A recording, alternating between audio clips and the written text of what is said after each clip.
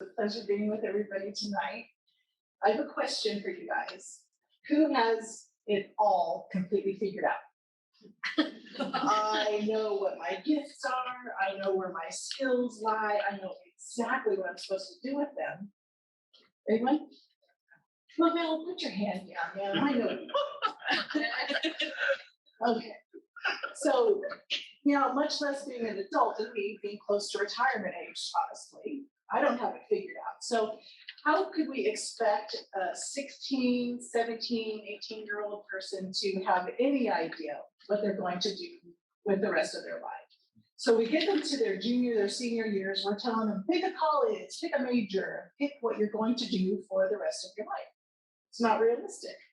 Yet, despite all of that uncertainty, we still witness some of these teenagers going off to their first job. They go to a company that they think they're going to be successful at, maybe for a couple, 2 or 3 years. But is that really where they're supposed to end up? Is that where their skills are going to be best utilized? Who knows? We don't know. They don't know. She doesn't know. So there's that. Then there's also the kids who go straight to college right after high school. They're going to change their major 3 or 4 times, probably. Their parents are the ones who wanted them to go to school. And their parents are saying, it's time, get up, get on out, go figure out your life. Okay? And then you have those who are just completely clueless. They have no idea. They're not going to college. They're not going to start a job. They don't know. Okay, so with that, my design team and I, we wanted to come up with a way to welcome youth into their future. And we'll go into a bit more detail of what that means. This handsome young man is Jim. Jim is my dear brother, and I love him very much. Now, Jim is a managing partner at a roofing supply company. And so he was tasked not too long ago with opening this new location in San Juan Capistrano. And so he was showing me around the property. He's telling me his plans for the business. And so he's walking me around and he's showing me, look at these walls. They are blank, they are sterile. It's really, really boring. And so his thought was, what if we were to consider the local iconic scenery or the local history that we have right here in San Juan Capistrano? And he thought, wouldn't it be great if we could put up some art of the mission San Juan Capistrano?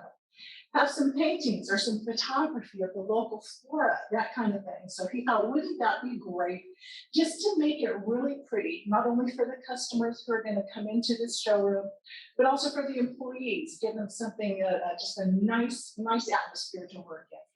And also having local art, local pictures, he thought it would be a great way to just demonstrate a pride for the area in which they work.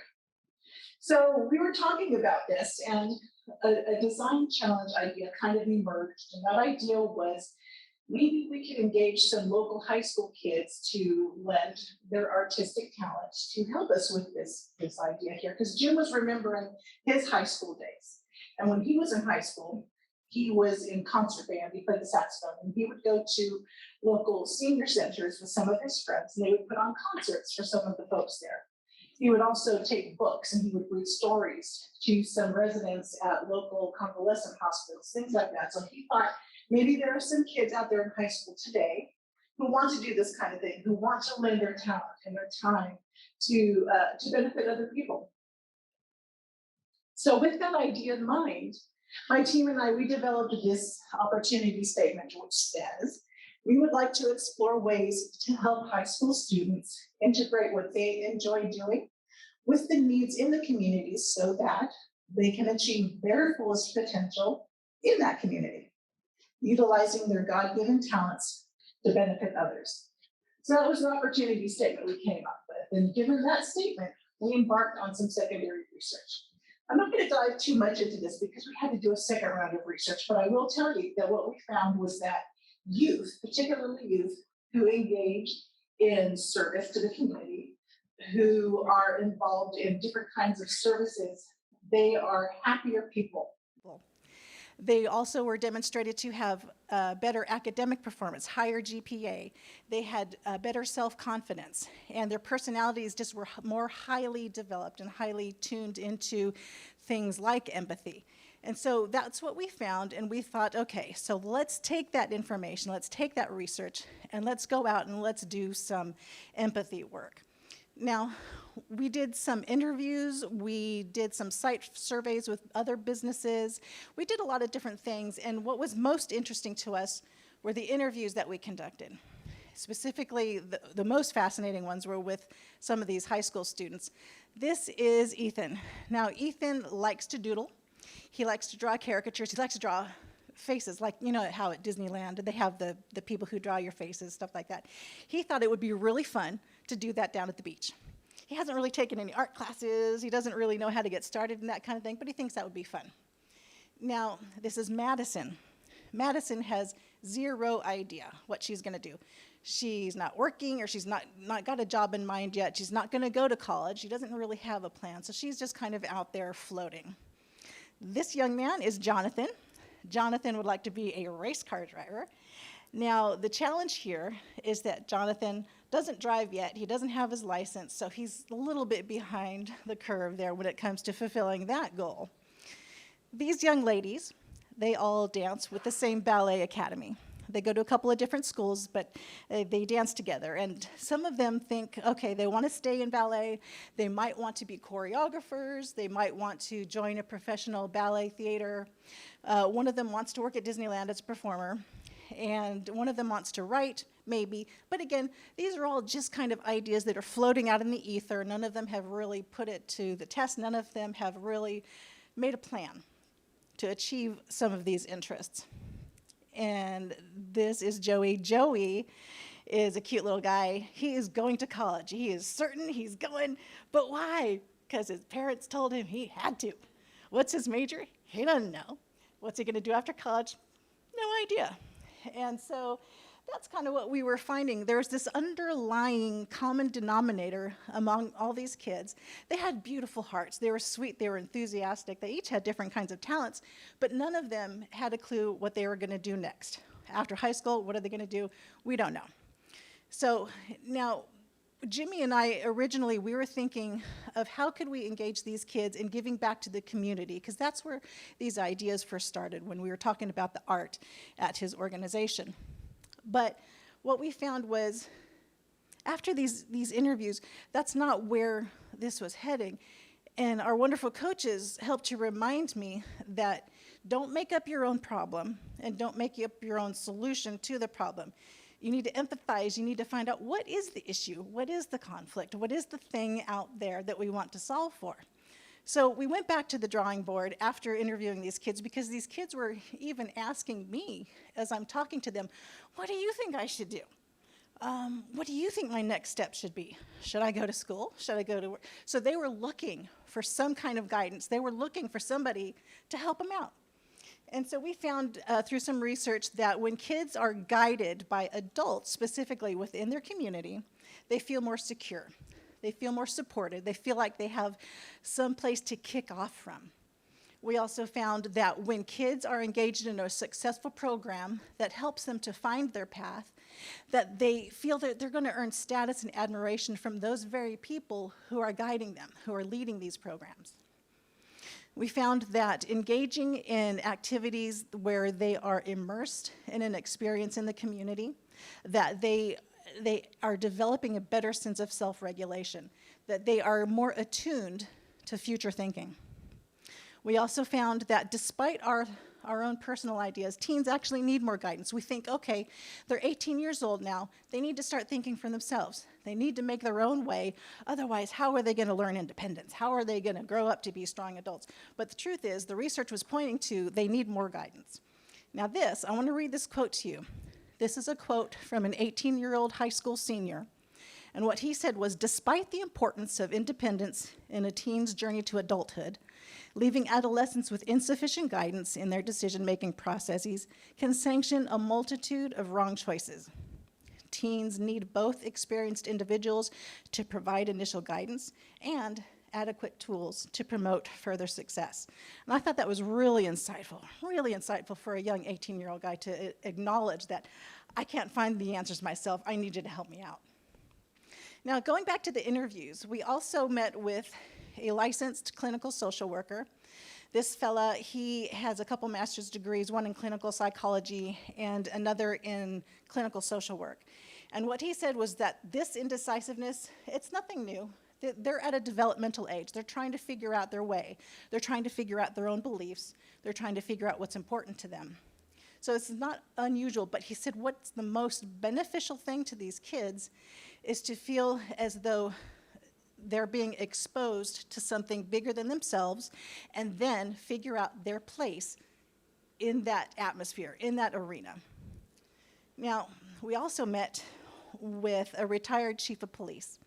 And what he said was the most pivotal thing for him was when he was a high school senior himself, he was doing donuts in his car in the school parking lot. Somebody called the cops.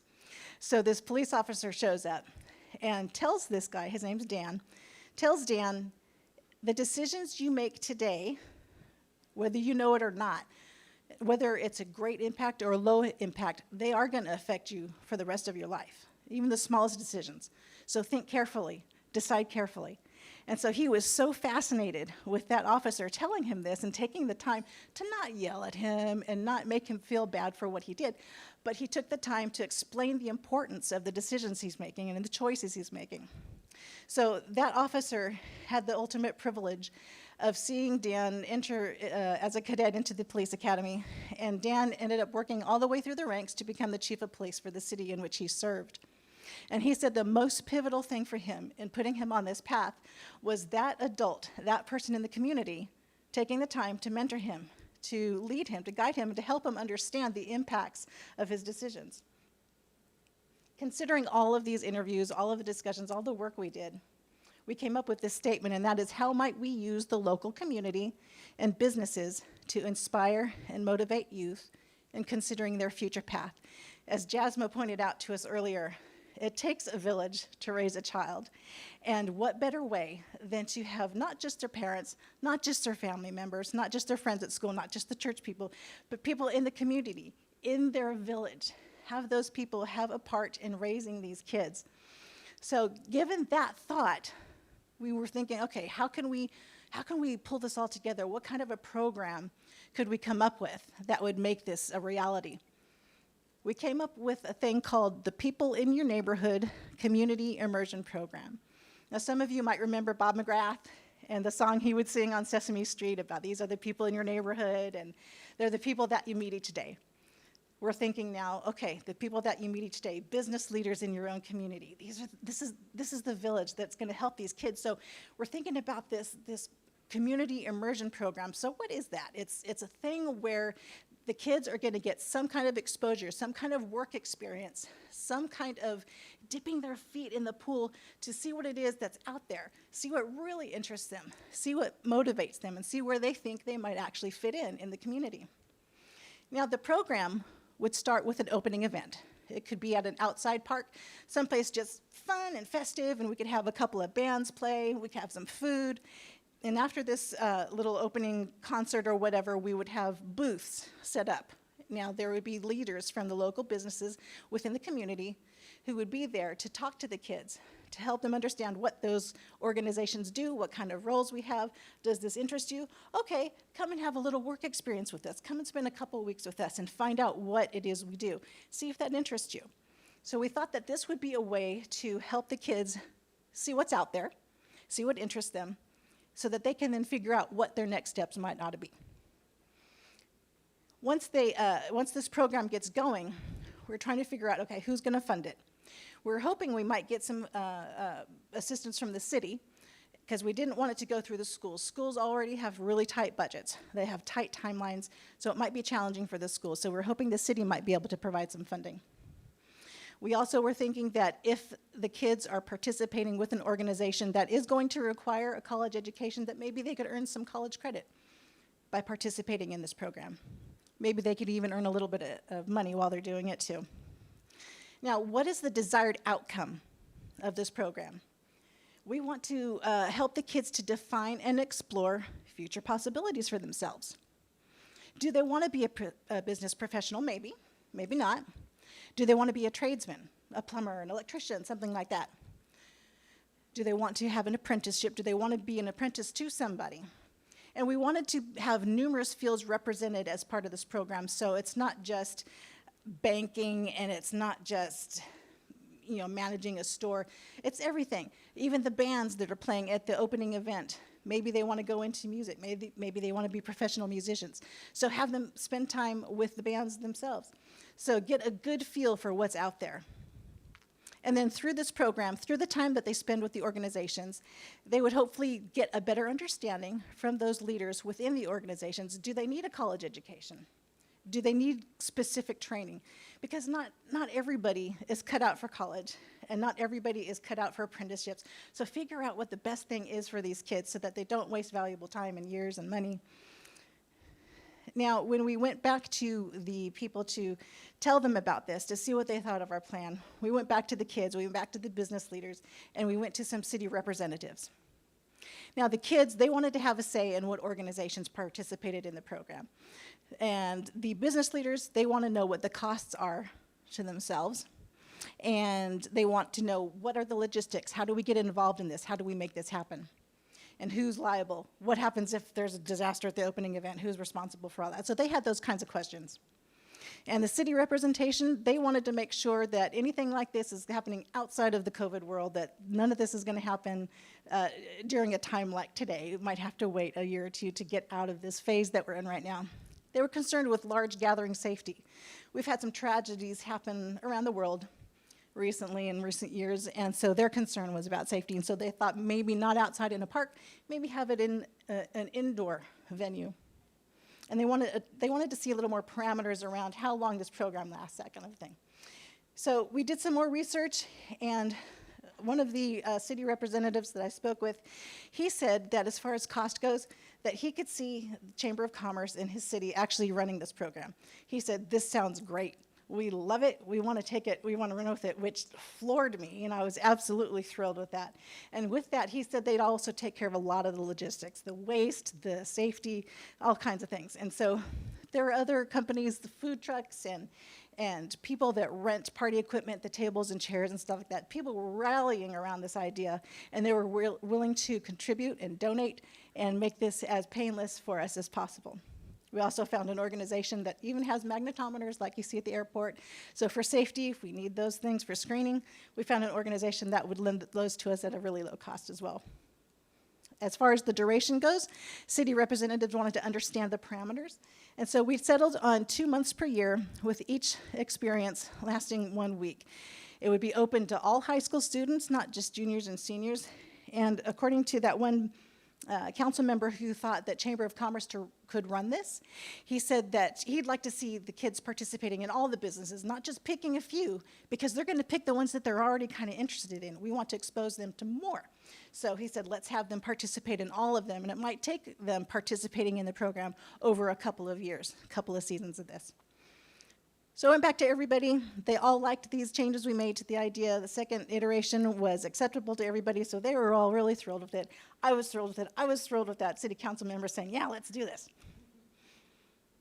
Now, through this process, I've learned several lessons, not just regarding this project, but for life and professionally. I've learned a lot of things over these last several months, and one of those things is that there are so many opportunities open to us.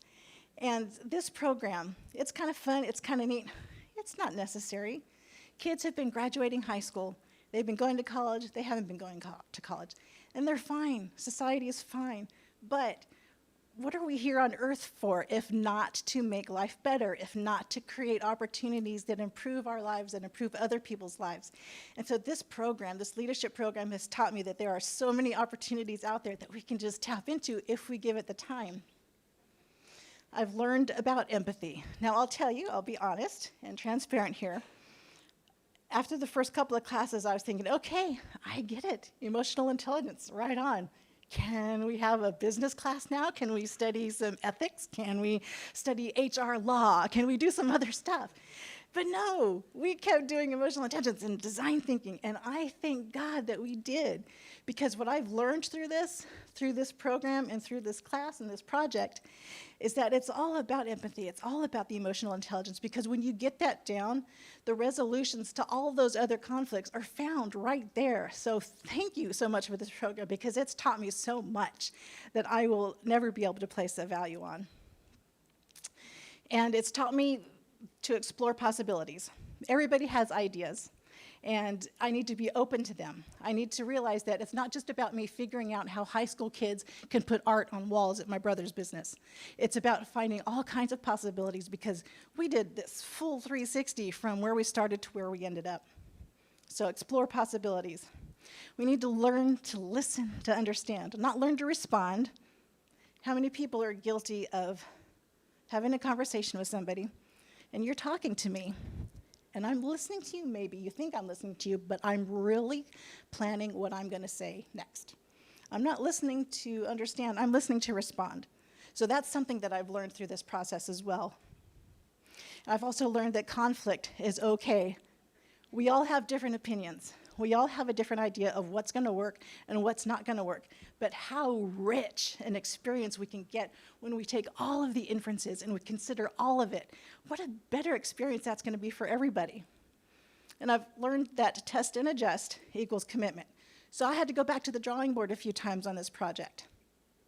And what that did was that enabled me to understand what people needed. Was I meeting that need, or did I need to adjust?